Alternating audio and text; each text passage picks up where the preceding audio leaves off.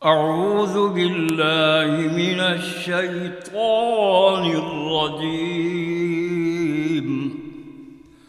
بسم الله الرحمن الرحيم. يسألونك ماذا ينفقون قل ما أنفقتم من خير فللوالدين والأقربين واليتامى والمساكين وابن السبيل. وما تفعلوا من خير فإن الله به عليم.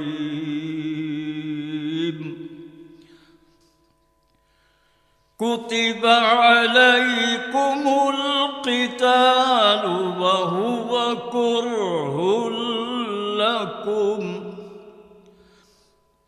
وعسى أن تكرهوا شيئا وهو خير لكم وعسى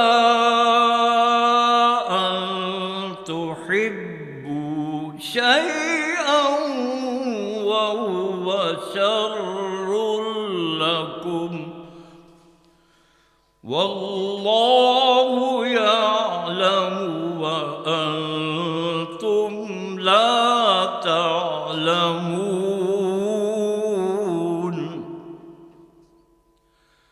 يسألونك عن الشهر الحرام قتال فيه قل قتال فيه كبير وصد عن سبيل الله وكفر به والمسجد الحرام وإخراج أهله منه أكبر عند الله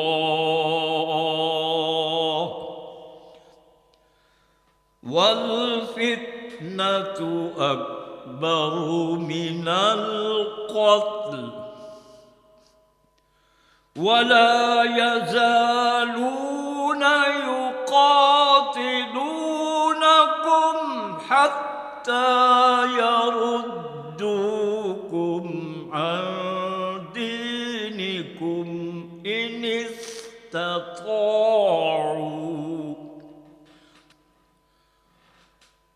ومن يرتد منكم عن دينه فيمت وهو كافر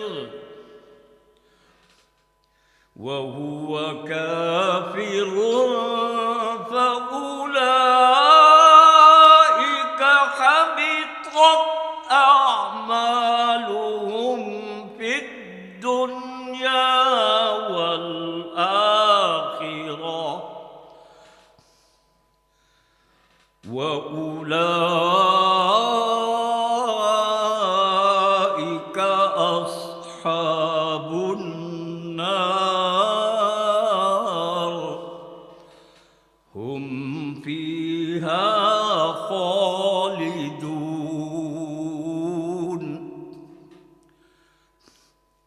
إن الذين آمنوا والذين هاجروا وجاهدوا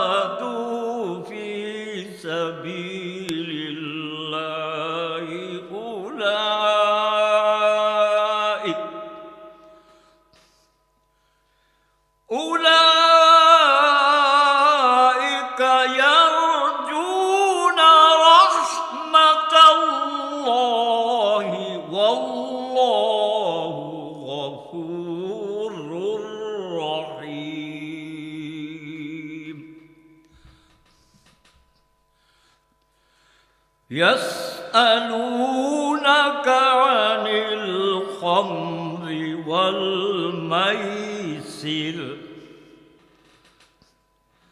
قل فيهما إثم كبير ومنافع للناس وإثمهما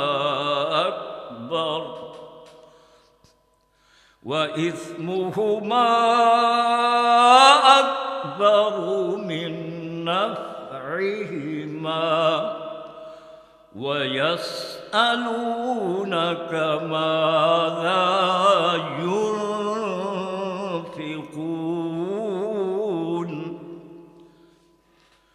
قل العفو كذلك يبين الله لكم الآيات لعلكم تتفكرون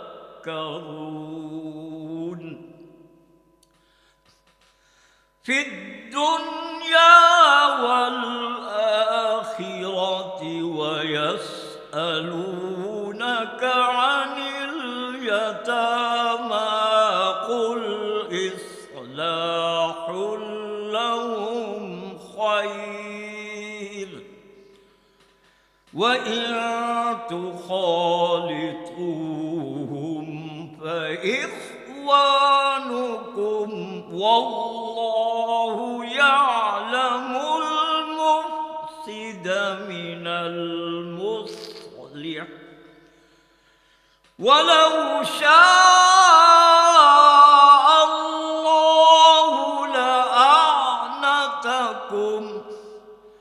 إن الله عزيز حكيم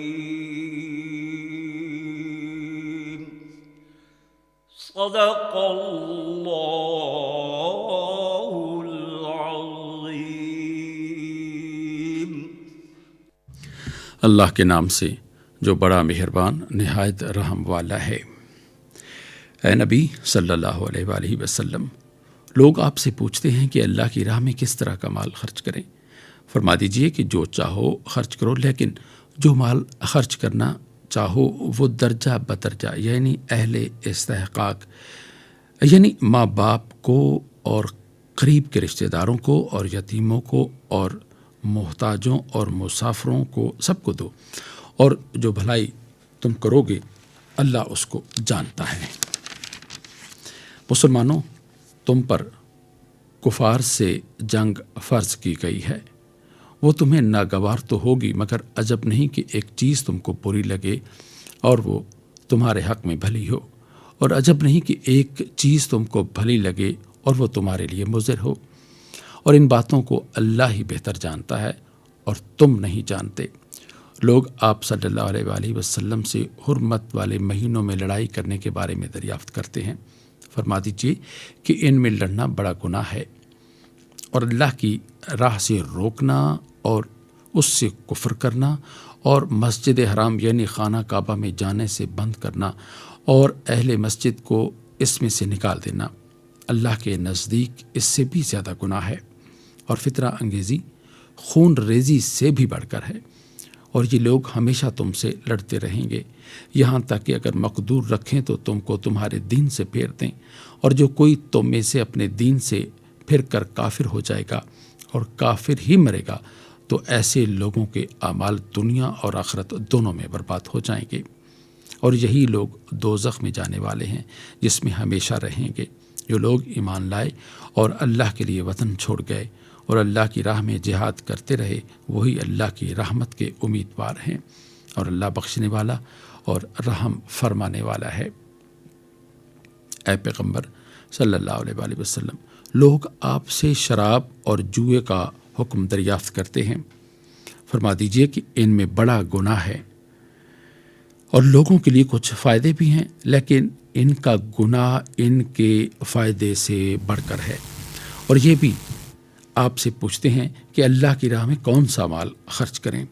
فرما دیجئے کہ جو ضرورت سے زیادہ ہو، اس طرح اللہ تمہارے لیے اپنے احکام کھول کھول کر بیان فرماتا ہے تاکہ تم سوچو، یعنی دنیا اور آخرت کی باتوں میں غور کرو۔ اور آپ صلی اللہ علیہ وآلہ وسلم سے یتیموں کے بارے میں بھی دریافت کرتے ہیں۔ آپ کہہ دیں کہ ان کی حالت کی اصلاح بہت اچھا کام ہے، اور اگر تم ان سے مل جل کر رہنا یعنی خرچ اکٹھا رکھنا چاہو تو وہ تمہارے بھائی ہیں، اور اللہ خوب جانتا ہے کہ خرابی کرنے والا کون ہے اور اصلاح کرنے والا کون، اور اگر اللہ چاہتا تو تم کو تکلیف میں ڈال دیتا، بے شک اللہ غالب اور حکمت والا ہے۔ وآخر دعوانا ان الحمد للہ رب العالمین۔ ابھی آپ دوسرے پارے میں سورہ بقرہ کی آیات 215 تا 220 کی تلاوت اور ترجمہ سننے کی سعادت حاصل کر رہے تھے۔ تلاوت فرما رہے تھے قاری عبدالرب ارشد۔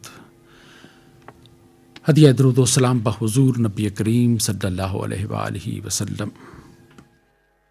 اللهم صل على محمد، اللهم صل على محمد وعلى آله وصحبه وسلم، اللهم صل على محمد، اللهم صل على محمد وعلى آله وصحبه وسلم۔ ارشاد باری تعالیٰ ہے، اور یہ دنیا کی زندگی تو صرف کھیل اور تماشا ہے، اور ہمیشہ کی زندگی کا مقام تو آخرت کا گھر ہے، کاش یہ لوگ سمجھتے۔ حمد و ثنائے رب جلیل۔ اللہ کرم،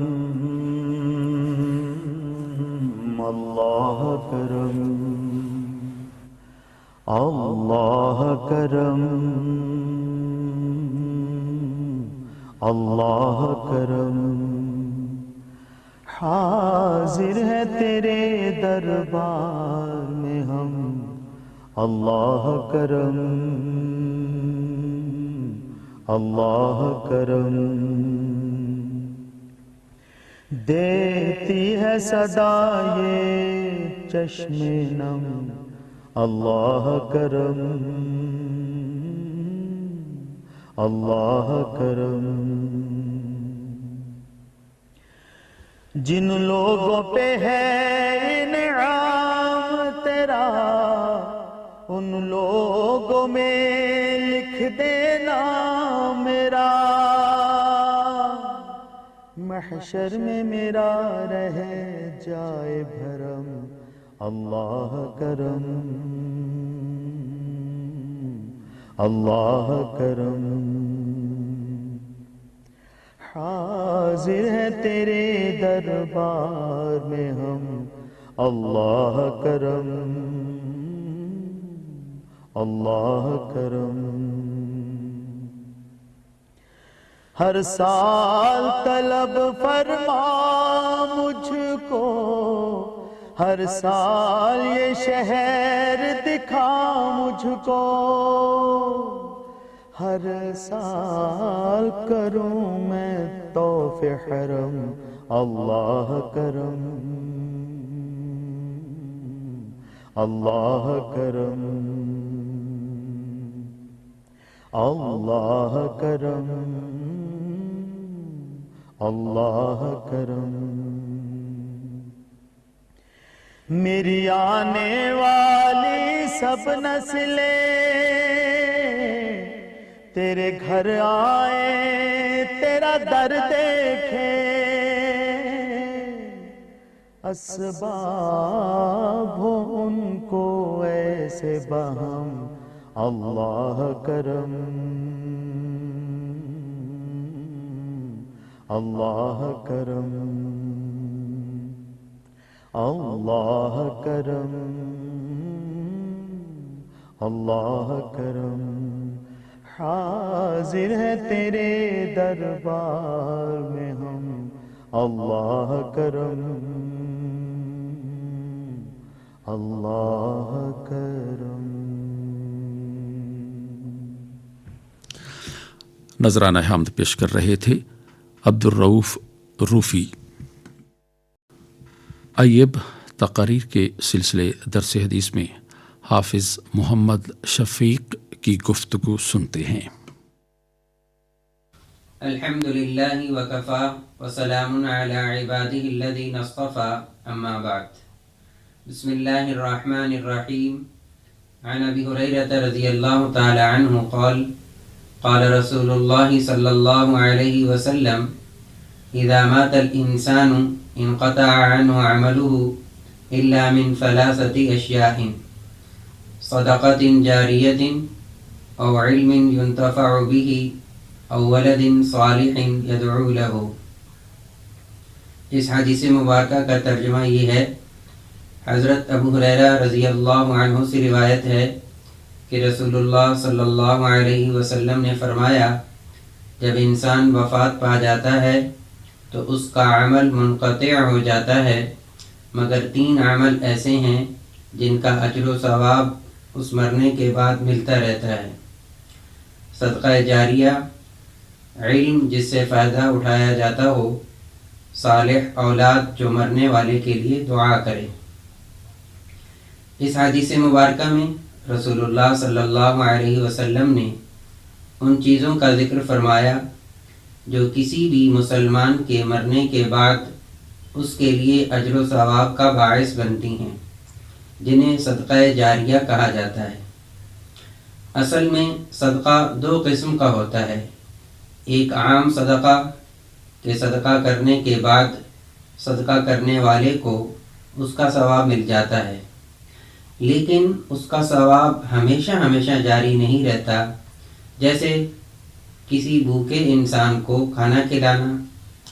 اب اگر اس کو کھانا کھلا دے تو اب اس کھانا کھلانے والے کو اس کا ثواب مل گیا، لیکن اس بھوکے کے کھانا کھانے کے بعد کھانا کھلانے والے کو ہمیشہ اس کا ثواب نہیں ملے گا. اسی طرح کسی بیمار کو اس کے علاج معالجے کے لیے رقم دے دی اور اس نے علاج کروا لیا تو اس رقم خرچ کرنے والے کو اس کا ثواب مل گیا، لیکن اس کا ثواب ہمیشہ جاری نہیں رہے گا. یہ بھی ایک قسم کا صدقہ ہے اور یہ بھی عبادت ہے جس کا بھی بڑا ثواب ہے. اس میں بھی ہر انسان کو اپنی استطاعت کے مطابق حصہ لیتے رہنا چاہیے. اور رسول اللہ صلی اللہ علیہ وسلم نے بھی اس صدقے کی تعلیم دی کہ جو آدمی اپنی طاقت کے مطابق نفلی صدقات کرتا رہتا ہے اس کے لیے فرشتہ ہر روز دعا کرتا ہے کہ اللہم اعط منفقا خلفا، اے اللہ جو آپ کے راستے میں خرچ کرے اس کا بدل عطا فرما. دوسری قسم صدقے کی وہ ہے جس کا ذکر آج کی حدیث مبارکہ میں کیا گیا، جسے صدقہ جاریہ کہتے ہیں.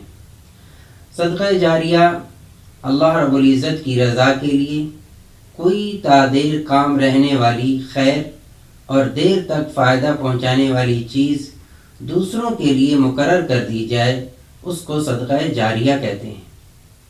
اور جب اس کو کر لیا جائے تو اس کے کرنے والے کے لیے اس کا ثواب جاری ہو جاتا ہے، یعنی اس کی زندگی میں بھی اس کو ثواب اس کے نامہ اعمال میں درج ہوتا رہتا ہے، اور جب وہ اس دنیا سے چلا جاتا ہے تو پھر اس کو اس کا ثواب ملتا رہتا ہے.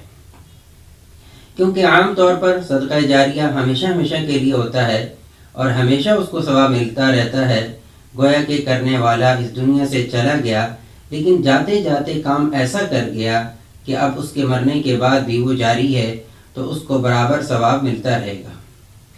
یہ صدقہ بھی بہت زیادہ قیمتی اور بہت زیادہ اہم ہے اور اس کو ہر مسلمان کر بھی سکتا ہے اور کرنا بھی چاہیے.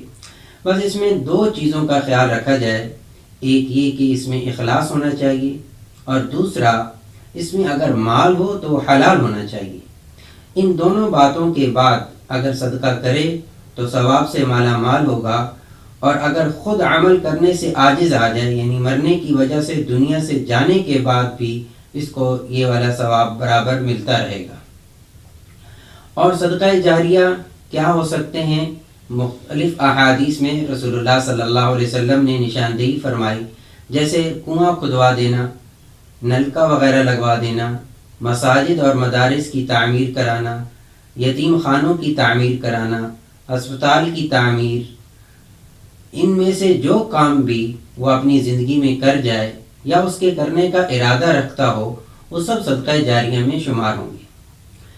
دوسری چیز جو اس حدیث مبارکہ میں رسول اللہ صلی اللہ علیہ وسلم نے بیان فرمائی وہ یہ ہے او علم ينتفع به، کہ ایسا علم جس سے فائدہ اٹھایا جاتا ہو. اور دوسری روایت کے الفاظ ہیں علما علمہ، کہ وہ علم جو دوسروں کو سکھایا ہو یہ بھی اس کے لیے صدقہ جاریہ بن جاتا ہے، اور یہ انسان کی آخرت کے سنوارنے کے لیے بہترین ذریعہ ہے. اسی لیے محدثین نے طلباء کے تعلیمی اخراجات برداشت کرنا، تصنیف و تالیف، تدرس و تدریس، دعوت و تبلیغ، یہ تمام کی تمام چیزیں اس میں شامل کی ہیں. تیسری چیز جو اس حدیث مبارکہ میں بیان فرمائی وہ یہ کہ او ولد صالح یدعو له، کہ نیک اولاد جو مرنے والے کے لیے دعا کرے. اور دوسری روایت میں فرمایا او ترکا ولدا یستغفر له بعد موته، ایسا لڑکا چھوڑا جو اس کی موت کے بعد اس کے لیے استغفار کرتا رہتا ہے. یعنی اگر کوئی آدمی اپنی زندگی میں اپنی اولاد کو نیک راستے پر لگاتا رہا، نیک کاموں میں لگاتا رہا، اور دنیا سے اس حال میں گیا کہ اس کی اولاد نیک تھی، دین سے دور نہیں تھی، تو یہ نیک اولاد اپنے ماں باپ کے لیے صدقہ جاریہ ہے، اور جو اپنے والدین کے لیے مغفرت کی دعا بھی کرے گی اور دوسرے کارہائے خیر بھی اپنے والدین کی طرف سے کرے گی. اور نیک اولاد کبھی بھی اپنے ماں باپ کو نہیں بھولتی. نیک اولاد میں بیٹا، بیٹی، پوتا، پوتی، نواسا، نواسی وغیرہ، اسی طرح روحانی اولاد بھی شامل ہیں جنہیں علم دین سکھایا ہو. اور ایک روایت میں رسول اللہ صلی اللہ علیہ وسلم نے 7 کاموں کے بارے میں فرمایا کہ جو انسان کے لیے صدقہ جاریہ بنتے ہیں. نمبر 1، ایسا علم جس علم کی تعلیم دی اور اسے پھیلایا. نمبر 2، نیک اولاد جو پیچھے چھوڑی. نمبر 3، قرآن مجید کا نسخہ جو کسی کو وراثت میں ملا. نمبر 4، مسجد جو اس نے تعمیر کی. نمبر 5، مسافر خانہ جو اس نے قائم کیا. نمبر 6، نہر جو اس نے جاری کی. نمبر 7، وہ صدقہ جو اس نے اپنی زندگی میں صحت کی حالت میں نکالا. ان سب کا ثواب اس کی موت کے بعد اسے ملتا رہتا ہے. اللہ تعالی ہمیں بھی دنیا کی زندگی میں رہتے ہوئے ایسے کاموں کی توفیق عطا فرمائے جو ہمارے مرنے کے بعد ہمارے لیے صدقہ جاریہ بن سکیں. وما علینا الا البلاغ المبین. تقریر کے سلسلے درس حدیث میں گفتگو کر رہے تھے حافظ محمد شفیق. ارشاد نبوی صلی اللہ علیہ وآلہ وسلم ہے، منافق کی 3 نشانیاں ہیں: جب بات کرے تو جھوٹ بولے، وعدہ کرے تو اس کو پورا نہ کرے، اور جب اس کو کسی چیز کا امین بنایا جائے تو خیانت کرے. نعت رسول مقبول صلی اللہ علیہ وآلہ وسلم. آئی نسیم کوئے محمد، آئی نسیم کوئے محمد صلی اللہ علیہ وسلم. کھچنے لگا دل سوئے محمد، کھچنے لگا دل سوئے محمد صلی اللہ علیہ وسلم. آئی نسیم کوئے محمد صلی اللہ علیہ وسلم. ہم سب کا رخ سوئے کعبہ، روئے کعبہ سوئے محمد. ہم سب کا رخ سوئے کعبہ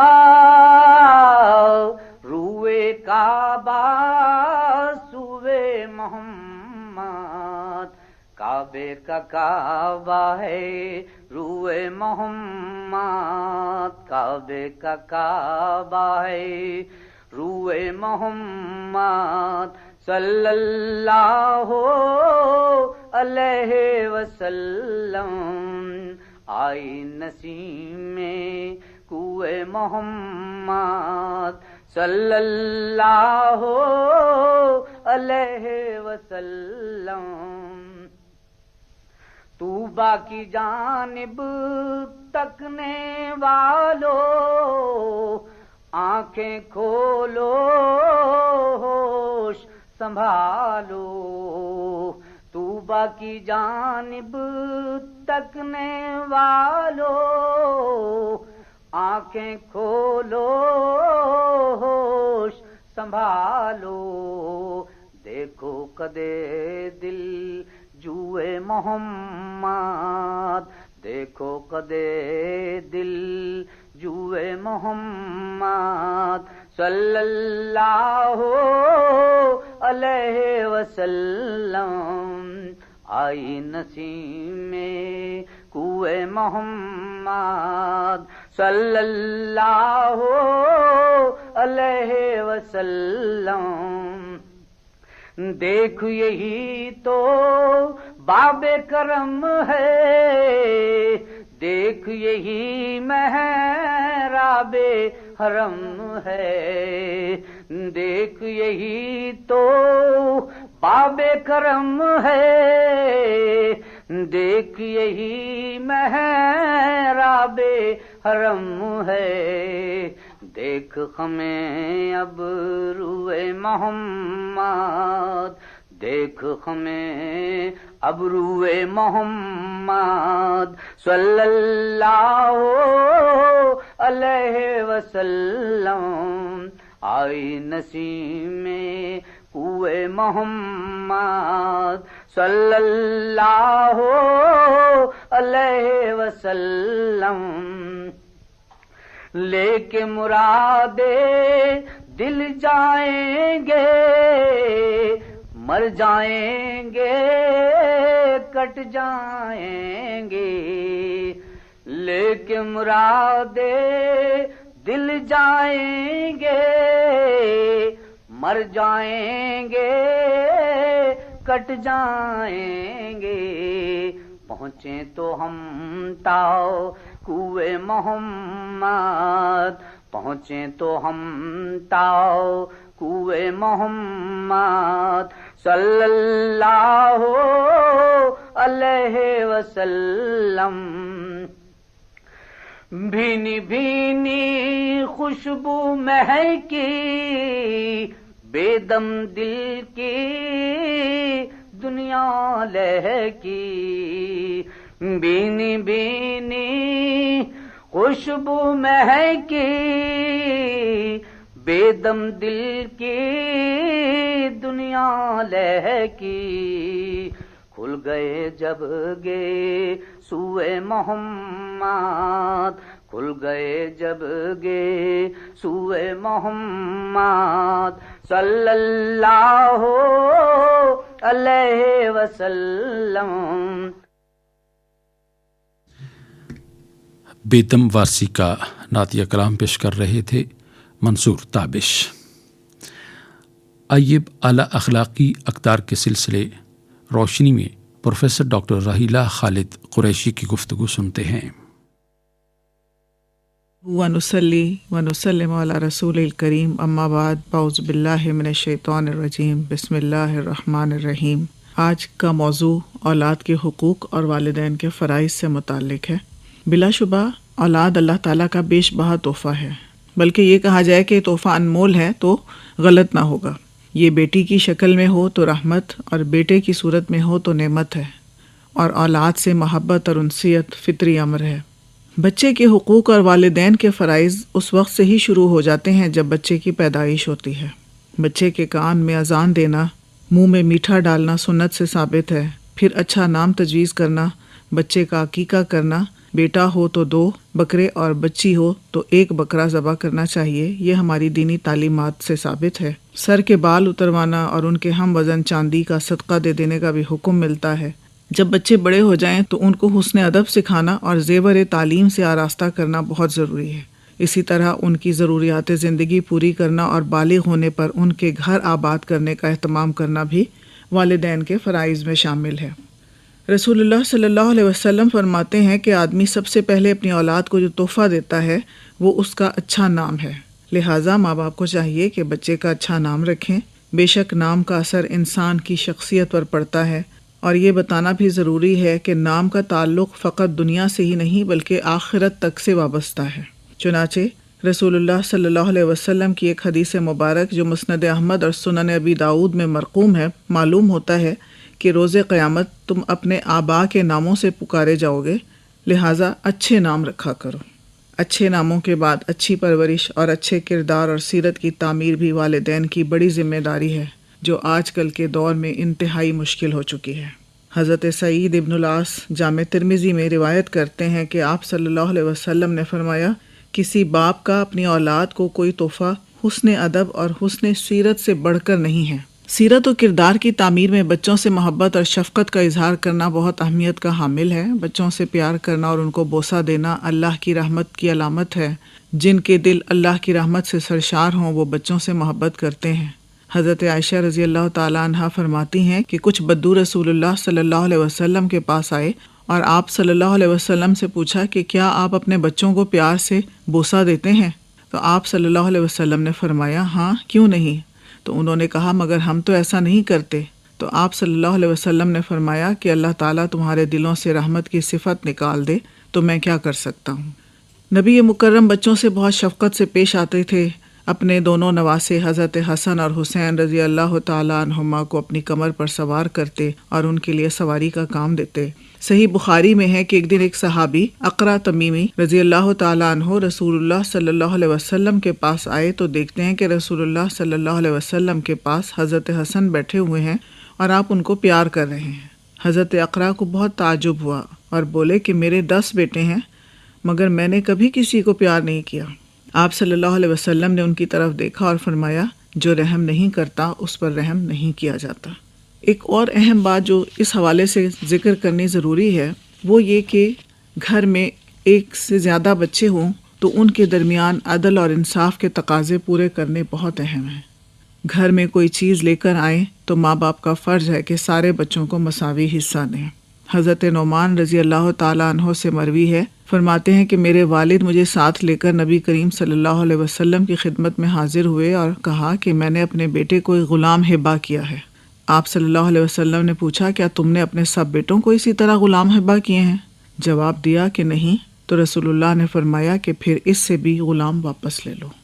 سامعین کرام، یہ سب باتیں اپنی جگہ بہت اہمیت رکھتی ہیں. تاہم عصر حاضر میں جس دور میں ہم رہ رہے ہیں یہ سائنسی فنون اور ٹیکنالوجی کا دور ہے. ہم بچوں کو عصری علوم ضرور حاصل کروائیں لیکن ہمیں کچھ حدود کا تعین کرنا ہوگا. خاص کر جدید انٹرنیٹ ٹیکنالوجی اور موبائل وغیرہ کی سہولتوں نے جہاں ہمارے بچوں کے ویژن کو وسیع کیا ہے وہاں ان کی صحت اور اخلاقی قدروں میں زوال کے مسائل بھی آ رہے ہیں. ہم نے بچوں کو ہوش سنبھالتے ہی موبائل ہاتھ میں دے دیے ہیں. وہ گھنٹوں کارٹون اور میوزک سے لطف اندوز ہوتے ہیں جس کی وجہ سے ان کی نظریں اور اعصاب متاثر ہو رہے ہیں. ہمارا بچوں کے لیے محبت اور پیار اپنی جگہ، تاہم ہمیں اپنے بچوں کی محبت میں بہت سی باتوں کو مد نظر رکھنا ہوگا اور ان کو اعتدال اور توازن، خاص طور پر ٹیکنالوجی کے استعمال میں اس کی تربیت دینی ہوگی. سورہ مومنون میں ہے کہ بے شک بچوں کی محبت ہمیں اللہ کی یاد سے غافل نہ کر دے، اور جو ایسا کرے گا وہ خسارے میں رہے گا.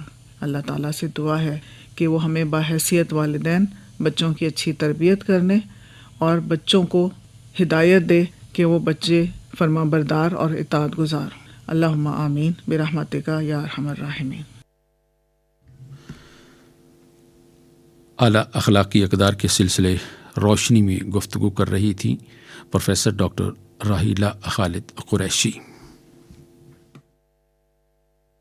آؤ کہ ذکر حسن شہ بحر و بر کریں، आओ के जिक्र हुस्न शहे बहरो बर करें, आओ के ذکر حسن شہ بہر و بر کریں، آؤ کہ ذکر حسن شہ بہر و بر کریں، جلوے بکھیر دیں شب غم کی سحر کریں، आओ के जिक्र हुस्न शहे बहरो बर करें, आओ के जिक्र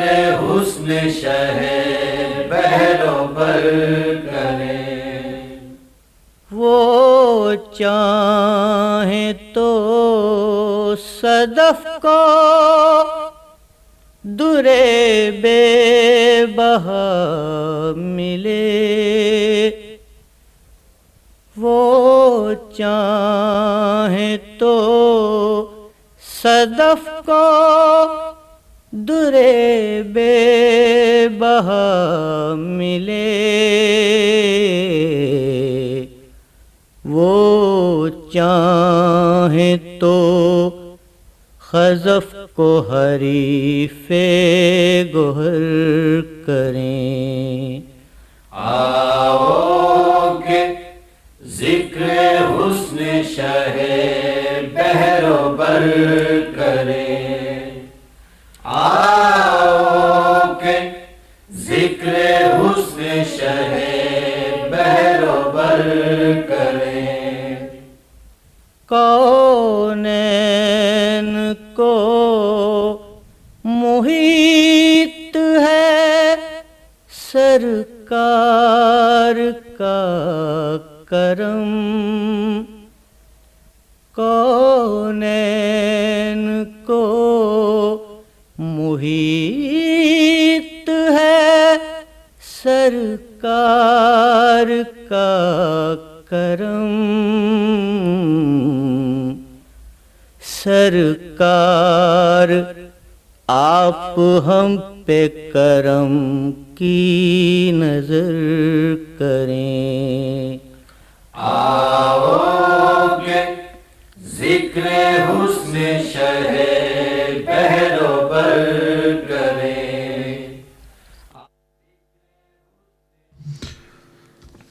नात रसूल मकबूल सल्लल्लाहु अलैहि वआलिहि वसल्लम आप समात फरमा रहे थे जमील अंजुम और साथियों की आवाज़ में।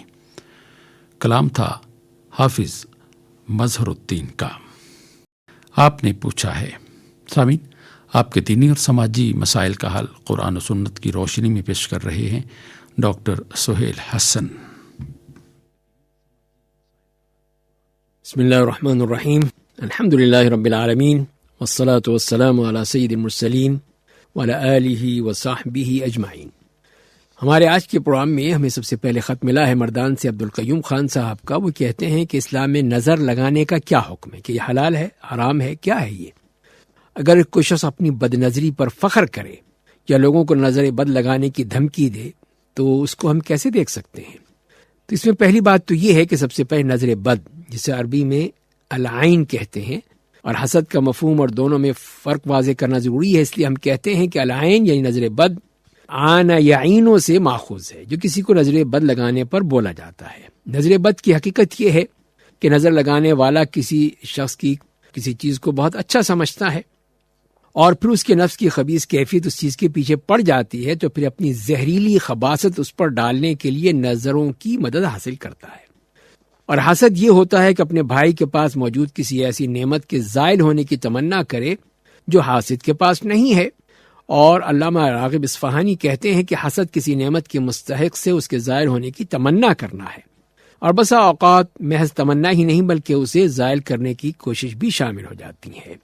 और हसद और नज़र बद में फ़र्क ये है कि हसद नज़र बद से आम चीज़ है, चुनाचे हर नज़र बद लगाने वाला हासिद है, जबकि हर हासिद नज़र बद लगाने वाला नहीं होता। नंबर 2 ये है कि नज़र बद लगाने वाला हासिद से ज़्यादा नुकसानदेह होता है, اور تیسری چیز یہ ہے کہ حاسد کبھی ایسی چیز سے بھی حسد کر سکتا ہے جو اس نے دیکھی ہی نہیں، بلکہ کسی چیز کی رونما ہونے سے پہلے بھی حسد ہو سکتا ہے، جبکہ نظر بد لگانے والا شخص صرف موجودہ چیز کو دیکھ کر ہی نظر لگاتا ہے، رونما ہونے سے پہلے نہیں لگا سکتا۔ نمبر 4 یہ ہے کہ حسد کی بنیاد دل میں پیدا ہونے والی جلن اور متعلقہ شخص کو حاصل ہونے والی نعمتوں کو زیادہ سمجھنا ہوتا ہے، جبکہ نظر بد میں بد نظری یا روح کی خباثت کار فرما ہوتی ہے۔ نمبر 5 یہ ہے کہ حسد کسی ایسی چیز کو نقصان نہیں پہنچاتا جس کا نقصان حاسد کو ناگوار ہو، جیسے کہ انسان کا ذاتی مال ہے، اولاد ہے، جبکہ نظر بد کسی ایسی چیز کو بھی نقصان پہنچا سکتی ہے جسے نقصان پہنچنا عائن شخص کو ناگوار ہو، جیسے کہ اولاد اور دولت ہے۔ حافظ ابن القیم کہتے ہیں کہ مطلب یہ ہے کہ عائن شخص مخصوص قسم کا حاسد ہوتا ہے اور یہ حاسد سے زیادہ نقصان دہ ہے، اسی لیے واللہ عالم صورت میں حاسد کا ذکر آیا ہے اور نظر لگانے والے کا نہیں، کیونکہ حاسد میں یہ بھی آ جاتا ہے، اس لیے ہر نظر لگانے والا حاسد ہونا لازمی ہے، جبکہ ہر حاسد کو عائن ہونا لازم نہیں ہے۔ لہذا اگر کوئی شخص حسد کے شر سے اللہ تعالیٰ کی پناہ چاہے تو اس میں نظر بد سے بھی پناہ شامل ہو جائے گی۔ یہ در حقیقت قرآن کریم کے شمول، اعجاز اور بلاغت کی دلیل ہے۔ حسد یہ ہے کہ کسی انسان کو ملنے والی اللہ تعالیٰ کی نعمت سے بغض رکھنا اور اس کے زائل ہونے کی تمنا کرنا۔ دوسری بات یہ ہے کہ ان دونوں کا حکم یقینی طور پر حرام ہے، چنانچہ حسد کے حرام ہونے کی دلیل تو سیدنا ابو ہریرہ رضی اللہ تعالیٰ عنہ سے روایت ہے کہ رسول اللہ صلی اللہ علیہ وسلم نے فرمایا کہ ایک دوسرے سے حسد مت کرو، اور ابن عبد البر رحمہ اللہ فرماتے ہیں کہ اس حدیث میں رسول اللہ صلی اللہ علیہ وسلم کا فرمان ہے ایک دوسرے سے حسد مت کرو، باہمی حسد کے ساتھ اپنے ظاہر و عموم کی وجہ سے ہر چیز میں حسد سے ممانعت کا تقاضا کرتا ہے۔ تاہم میرے نزدیک رسول اللہ صلی اللہ علیہ وسلم کے ایک اور فرمان سے یہ حسد مخصوص ہو گیا ہے کہ آپ صلی اللہ علیہ وسلم نے فرمایا ہے کہ حسد صرف 2 چیزوں میں ہے کہ ایک شخص کو اللہ تعالیٰ نے قرآن کی دولت سے نوازا اور دن اور رات نماز میں قرآن پڑھ کر قیام کرتا ہے، اور دوسرا شخص وہ ہے جسے اللہ تعالیٰ نے مال عطا کیا اور وہ اسے دن اور رات خرچ کرتا ہے۔ تو اس لحاظ سے وہ یہ کہتے ہیں کہ وہ حسد الگ چیز ہے، یہ حسد الگ چیز ہے۔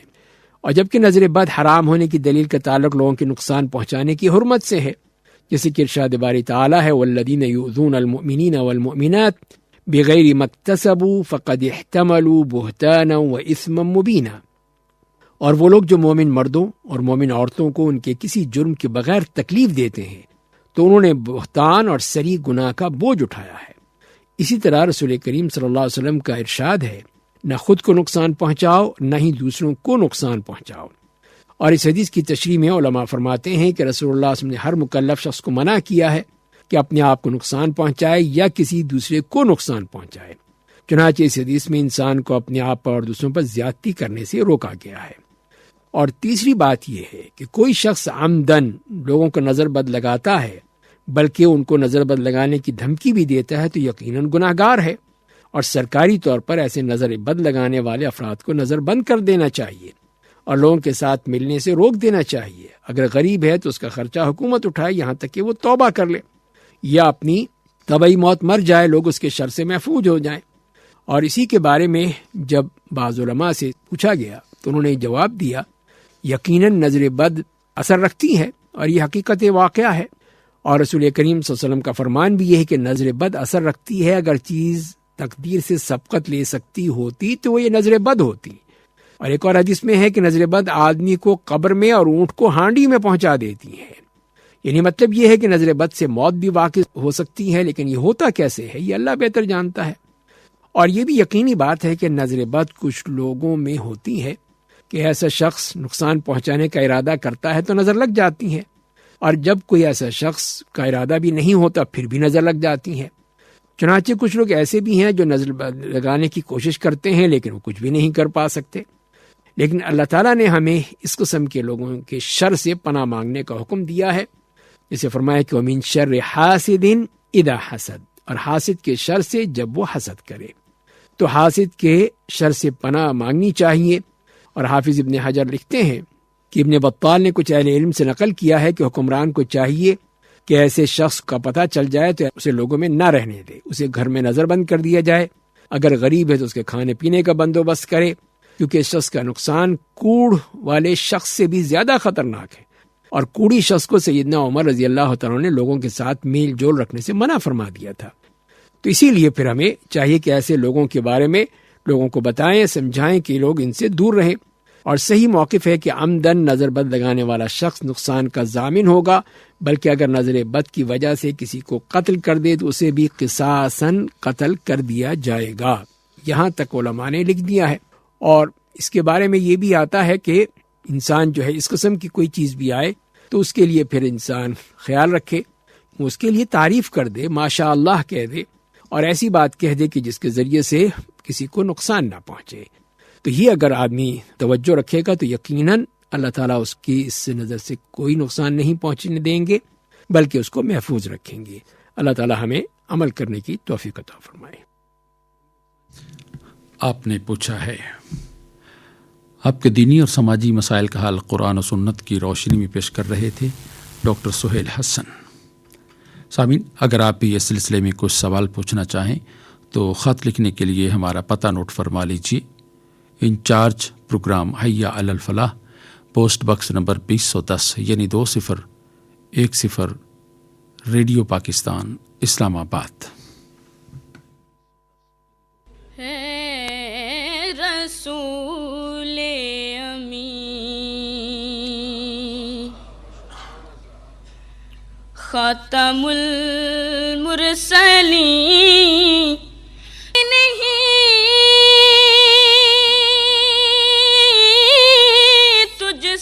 کوئی نہیں ہے رسول امی،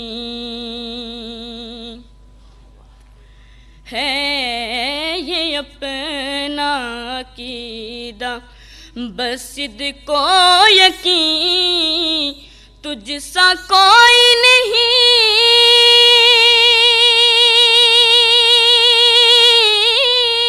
تجھ سا کوئی نہیں ہے رسول امی۔ دست قدرت نے ایسا بنایا تجھے،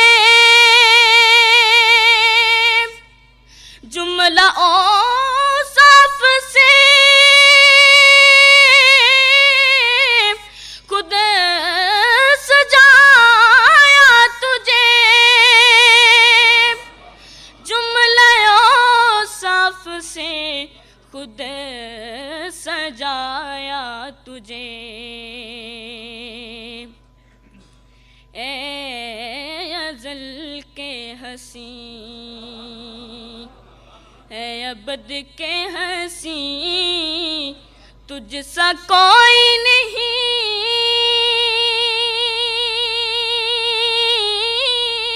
تجھ سا کوئی نہیں اے رسول امی۔ تیرا سکہ رواں کل جہاں میں ہوا، اس زمین میں ہوا،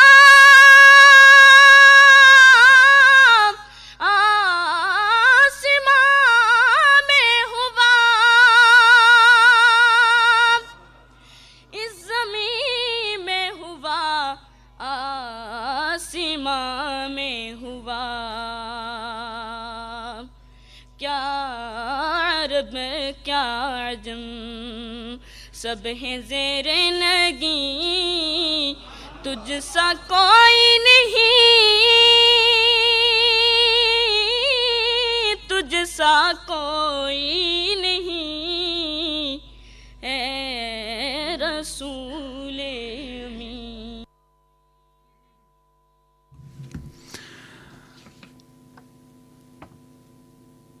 بارگاہ نبوی صلی اللہ علیہ وآلہ وسلم میں ہدیہ عقیدت پیش کر رہے تھے جنید ملک۔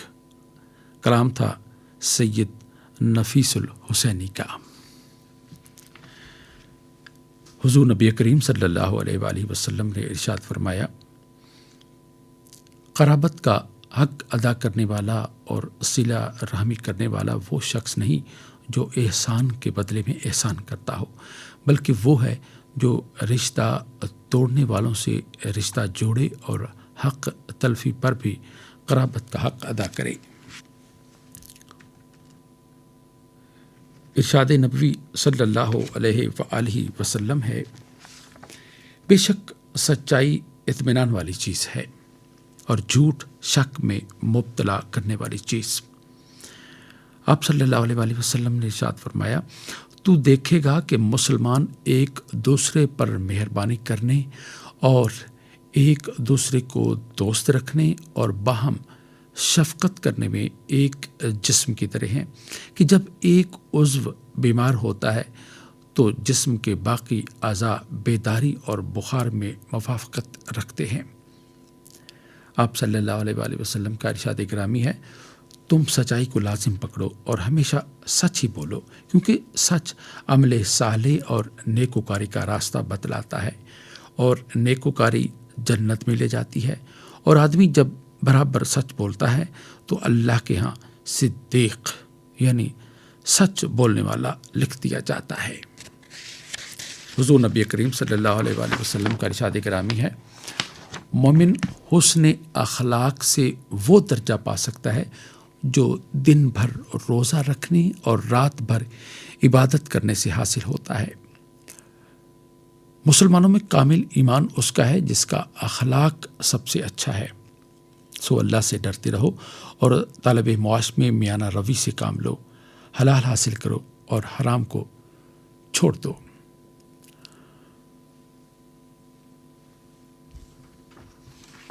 قرآن حکیم اور ہماری زندگی کے سلسلے میں سورہ اعراف کی آیات 28 تا 30 کے مضامین کے حوالے سے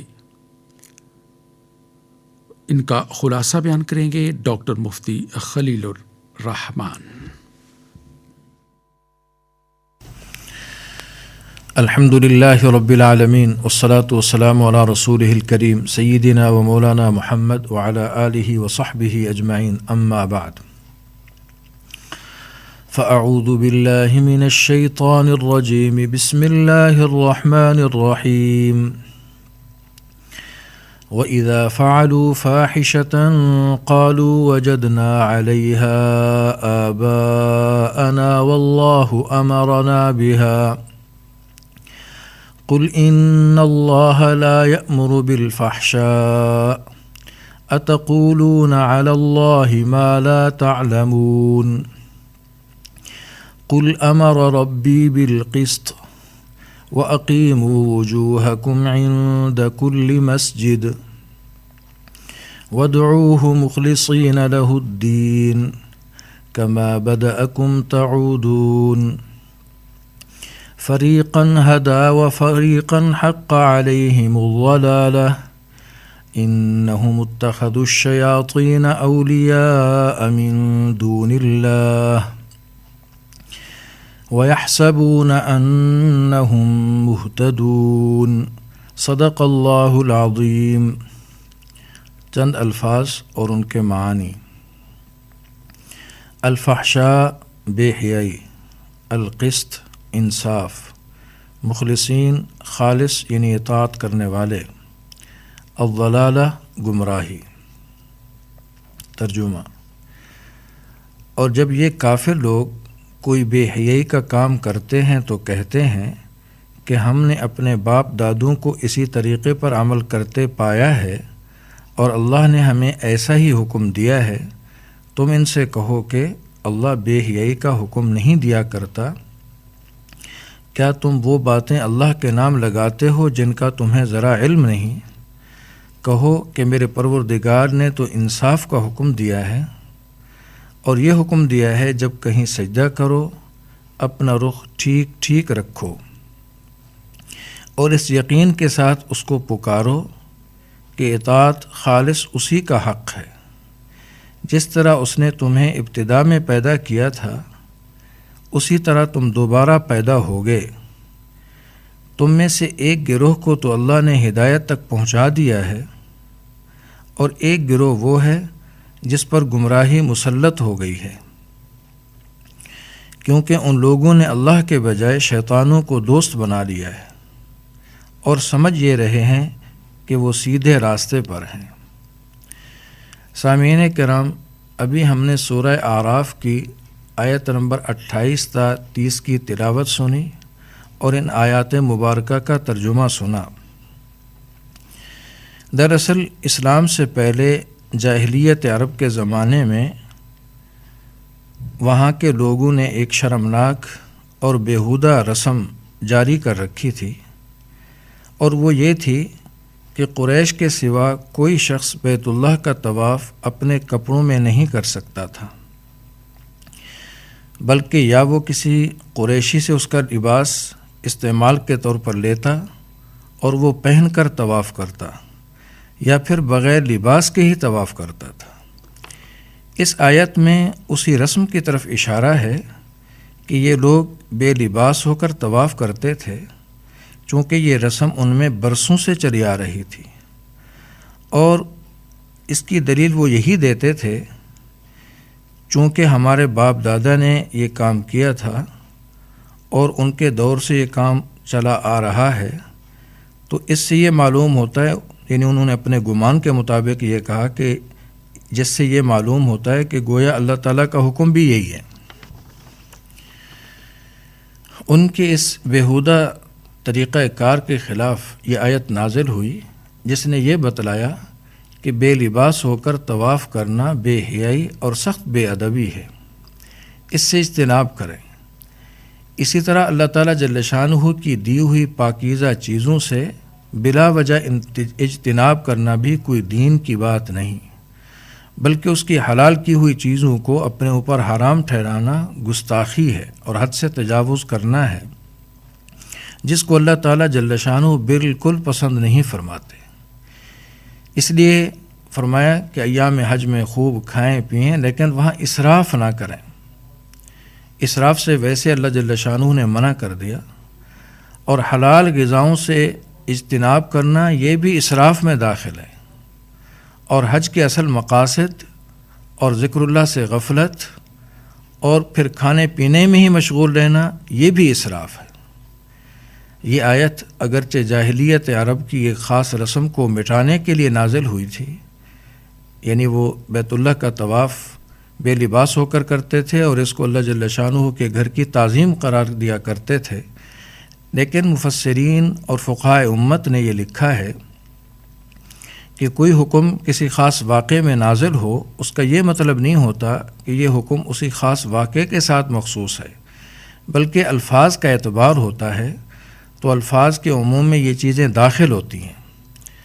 حاصل یہ کہ جن چیزوں کو اللہ جل شانہ نے حلال قرار دیا ہے ان کو حلال سمجھ کر استعمال کرے، عدم شکر ادا کرے اللہ تعالیٰ جل شانہ کا، اور اپنی طرف سے دین میں اضافہ کرنا اور ایسی چیزوں کو حکم شرعی سمجھنا جس کا اللہ اور اس کے رسول نے حکم نہیں دیا، یہ سراسر دین میں اضافہ اور زیادتی ہے، جس سے سختی سے منع کر دیا گیا ہے۔ اللہ تعالیٰ جل شانہ کے حضور دعا ہے کہ اللہ تعالیٰ جل شانہ ہمیں دین کو اس طریقے پر رکھ کر جو اللہ تعالیٰ جل شانہ نے جس طریقے پر رکھ کر بھیجا ہے، اور اپنے حبیب کریم صلی اللہ علیہ وسلم کی سنت کے مطابق عمل کرنے کی توفیق عطا فرمائے، اور ہر طرح کے افراط اور تفریط سے ہم سب کی حفاظت فرمائے۔ وآخر دعوانا ان الحمد للہ رب العالمین۔ قرآن حکیم اور ہماری زندگی کے سلسلے میں سورہ اعراف کی آیات 28 تا 30 کے مضامین کے حوالے سے گفتگو کر رہے تھے ڈاکٹر مفتی خلیل الرحمان۔ حضور نبی کریم صلی اللہ علیہ وآلہ وسلم نے ارشاد فرمایا، دکاندار کو چاہیے کہ وہ ذرا جھکتا ہوا تولے کہ اس سے خریدار خوش ہو جاتا ہے اور نقصان کچھ نہیں ہوتا۔ آپ صلی اللہ علیہ وآلہ وسلم نے فرمایا، ان 3 شخصوں کی توہین منافق ہی کر سکتا ہے، بوڑھا مسلمان آدمی، عالم دین، اور تیسرا امام عادل۔ آپ صلی اللہ علیہ وآلہ وسلم نے ارشاد فرمایا، جس میں امانت نہ ہو اس کا کوئی ایمان نہیں، اور جس میں پاس عہد نہ ہو اس کا کوئی دین نہیں۔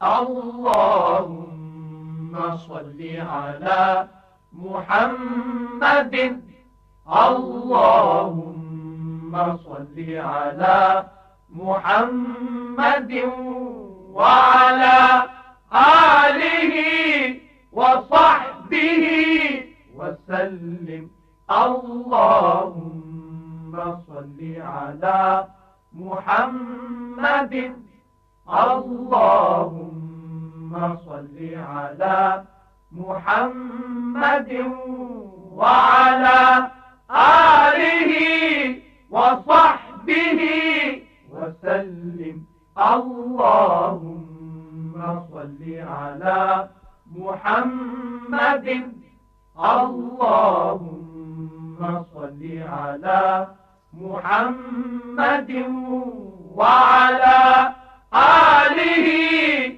وصحبه وسلم اللهم صل على محمد اللهم صل على محمد وعلى آله وصحبه وسلم اللهم صل على محمد اللهم صل على محمد وعلى آله وصحبه وسلم اللهم صل على محمد اللهم صل على محمد وعلى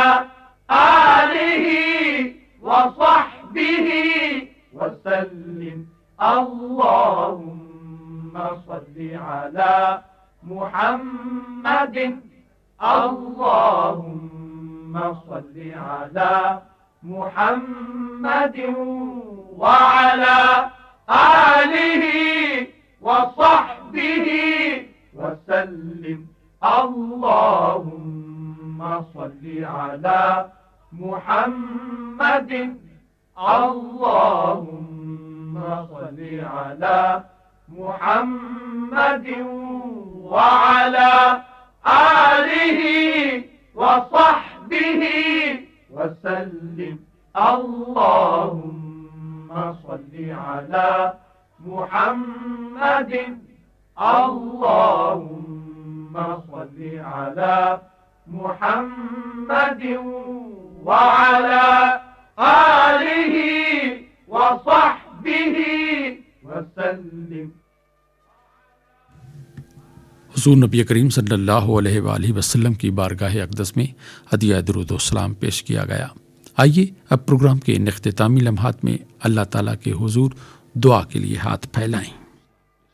اللہ الرحمن الرحیم.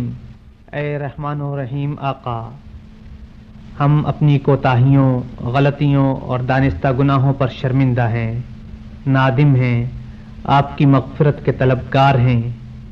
اے بار الہ، ہمیں بخش دیجئے، ہماری انفرادی اور اجتماعی لغزشوں سے درگزر فرما دیجئے، ہمارے جرائم کو معاف فرما دیجئے، ہمیں اس راہ پر لے چلیے جو فلاح و کامرانی کی راہ ہے، جس راہ میں نفرتیں ہوں نہ قدورتیں، عداوتیں ہوں نہ دشمنیاں. اے محبتوں کا درس دینے والے آقا، ہمارے دلوں میں ایک دوسرے کے لیے محبت کے جذبات پیدا کر دیجئے. اپنی رسی کو مضبوطی سے تھامتے ہوئے ہمیں امت واحدہ بننے کی توفیق سے نواز دیجئے. ایک اللہ، ایک رسول اور ایک قرآن کے ماننے والوں کو ایک پلیٹ فارم پر متحد اور یکجان کر دیجئے. یہاں اسلامی اخوت اور بھائی چارے کی فرما روائی ہو، اظہار و قربانی ہمارا چلن ہو، اور غم گساری و ہمدردی ہمارا روزمرہ کا معمول ہو. آمین ثم آمین یا رب العالمین. وصلی اللہ علی رسولہ وسلم.